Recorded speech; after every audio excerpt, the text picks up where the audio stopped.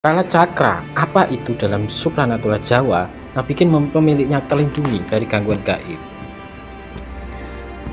Kalian pernah mendengar istilah Raja Kala Cakra?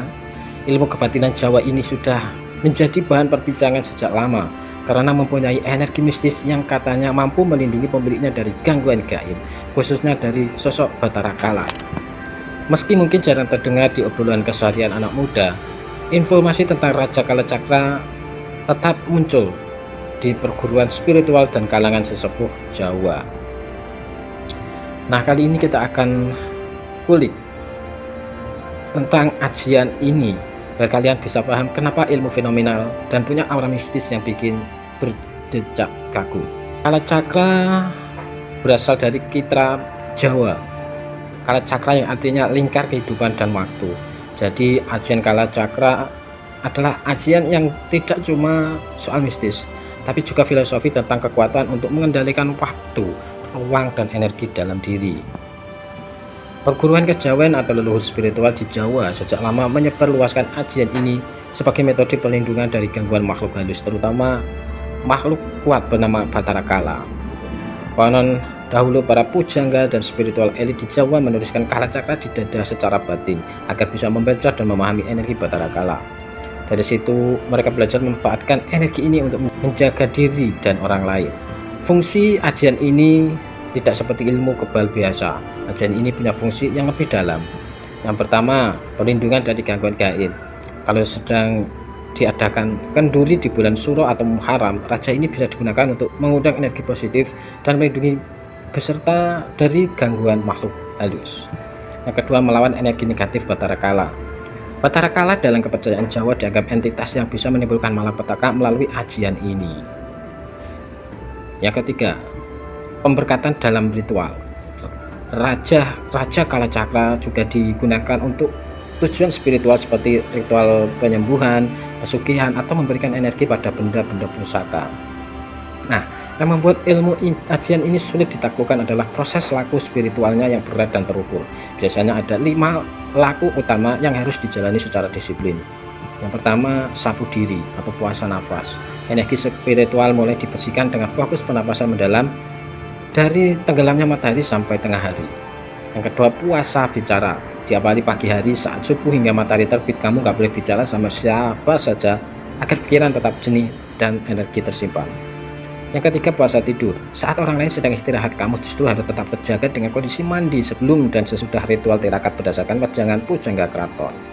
Yang keempat, pengaturan hubungan intim. Khusus yang sudah menikah, hubungan seksual hanya diperbolehkan sekali setiap 100 hari untuk menjaga energi spiritual tetap stabil. Yang kelima, sabar dan pengendalian diri. Kamu harus menahan diri dari hal negatif dan tetap bersabar lewat cobaan agar energi spiritual tidak terganggu. Selain itu, ritual pendukung seperti sesaji, membaca uluk salam, mantra pembuka, dan penutup raja juga harus dilakukan ya.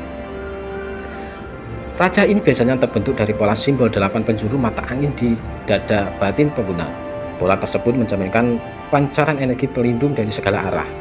Mantra ajian Raja Kala Cakra sakral, Yomorojo Joromoyo, ditambahkan sebagai komponen inti untuk membangun energi gaib. Setelah benar-benar rutin mengamalkan raja ini, orang batin bisa melihat sinar putaran di dada. Itu adalah tanda bahwa raja ini aktif dan dalam kondisi siap melindungi. Intinya ajian Raja Kala Cakra bukan ilmu instan atau sekedar sulap.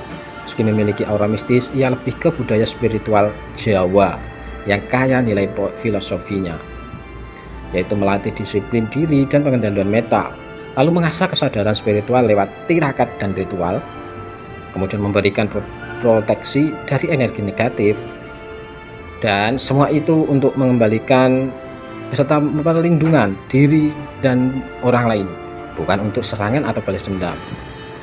Sangat beda dengan ilmu mistis sembarangan ya. Ilmu ini lebih mirip latihan puasa batin untuk memperkuat diri, penuh tanggung jawab dan kehati-hatian melalui relevasi di zaman kekinian.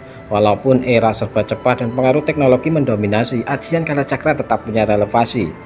Buat kamu yang sedang belajar menjaga energi diri, raja bisa jadi metode mengatur emosi dan kesabaran. Sebagai pelajaran spiritual, ajian ini ngajari pentingnya tersambung dengan energi alam, waktu, dan intuisi.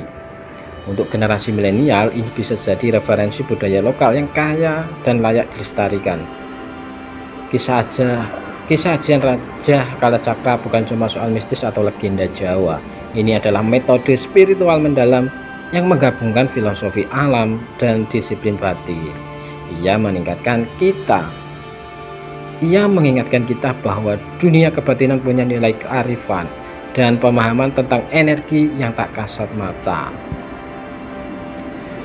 Kalau kamu benar-benar tertarik, jangan gegabah ya. Temui pembimbing spiritual yang lihai, pelajari sanat raja, dan lakukan tirakat sesuai instruksinya. Karena ini bukan sekedar ilmu, tapi tradisi budaya dengan tanggung jawab yang besar. Dengan begitu, kamu tidak cuma jadi tuhiringan dimanapun. Kamu bisa jadi bagian dari warisan budaya Nusantara yang penuh kesadaran dan rasa hormat pada alam, waktu, dan jiwa. Selamat berpetualang di dunia spiritual. Nah, itulah pembahasan tentang ilmu supranatural Jawa yang bikin pemiliknya terlindung dari gangguan gaib. Semoga informasi ini dapat menambah wawasan dan pengetahuan kita. Semoga bermanfaat dan terima kasih.